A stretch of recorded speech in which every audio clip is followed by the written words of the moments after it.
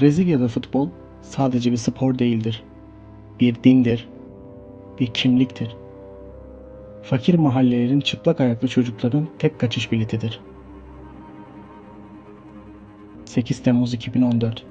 Belo Horizonte şehri sarı formalara bürünmüş karnaval havasında bir zafere hazırlanıyordu.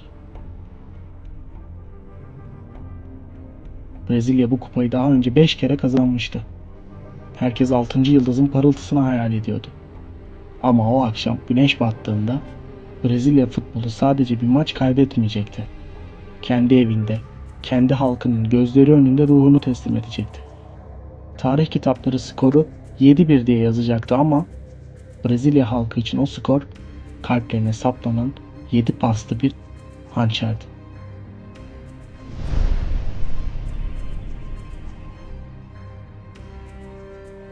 Maç başlamadan önce stadyumda garip bir enerji vardı. Neymar sakattı. Thiago Silva cezalıydı. Brezilya'nın silahı ve kalkanı yoktu. Seremoni sırasında Neymar'ın formasını havaya kaldıran David Luiz ve Julio Cesar sanki bir futbol maçına değil de bir savaşa gidiyor gibiydiler. Bu bir motivasyon gösterisi miydi yoksa olacakların bir ön sezisi mi? Rakip ise bir makineydi. Soğukkanlı, duygusuz ve kusursuz işleyen bir Alman panzeri. Brezilya kalbiyle oynuyordu, Almanya ise mantığıyla.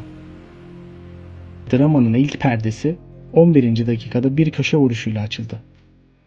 Müller'in golü bir uyarıydı. Ama kimse 23. ve 29. dakikalar arasında yaşanacak olan o kara deliği hayal edemezdi. 6 dakikada tam 4 gol. Futbol tarihinde eşi benzeri görülmemiş bir imha operasyonuydu bu. Futbol tanrıları bu dramın senaryosunu aslında 12 yıl önce kaleme almıştı. 2002 Dünya Kupası finalinde Brezilyalı Ronaldo Alman kalesine 2 gol bırakırken sadece şampiyonluğu getirmemiş, Dünya Kupası tarihinin en golcü ismi olarak adını tarihin zirvesine yazdırmıştı. O gün sahanın diğer ucunda Ronaldo'nun bu zaferini çaresizce izleyen genç bir Alman vardı. Zaman intikam için en soğuk yemeği hazırlıyordu. 2014'te tam 12 yıl sonra roller tersine döndü. Ronaldo'nun vatanı Brezilya'da tam da Ronaldo'nun yorumcu koltuğunda oturduğu stadyumda sahneye çıktı. Attığı 16. gol sadece bir rekorun el değiştirmesi değildi. 2002'deki o büyük borcu Brezilya futbolunun kalbine faiziyle tahsil etmeye gelmişti. Brezilya'nın 12 yıl önce Almanya'yı yıkarak kurduğu o görkemli imparatorluk yine bir Almanya maçında ve yine bir rekorla canlı yayında yerle bir olmuştu. Almanların durmaya niyeti yoktu. Önce Kroos vurdu, sonra Khedira vurdu. Brezilya defansı sanki sahada yoktu.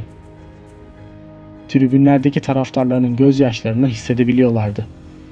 Scolari kenarda donup kalmıştı.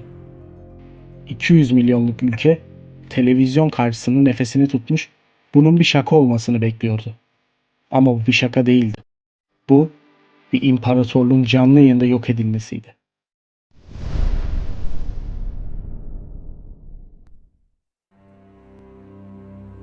İkinci yarı başladığında skor 5-0'dı. Maç teknik olarak bitmişti ama asıl dram tribünlerde yaşanıyordu. Kupaya sarılıp ağlayan o yaşlı adamı hatırlıyor musunuz? Clovis Acosta Fernandes. O kupa sadece bir metal parçası değil, bir ömür boyu süren bir sevdaydı. Brezilya halkı kendi kahramanlarını yuhalamaya başladı. Fred topa her dokunduğunda yükselen o ıslık sesleri aslında bir futbolcuya değil, hayal kırıklığına uğratılmış bir halkın öfkesine aitti. Alar ise merhamet etmeliydi. Topu çevirmeliydi ama makine bir kez çalışmıştı. Schürrle'nin golleri tabuta çakılan son çivilerdi. 90. dakikada Oscar bir gol attı. Ama kimse sevinmedi. Spikerin sesinde bile bir utanç vardı. Bu gol bir teselli değil bir hakaretti. Hakem bitiş düdüğünü çaldığında Mineirao stadyumunda hakim olan tek şey sessizlikti. David Luiz hıçkırarak ağlarken sadece insanımı mutlu etmek istemiştim demişti.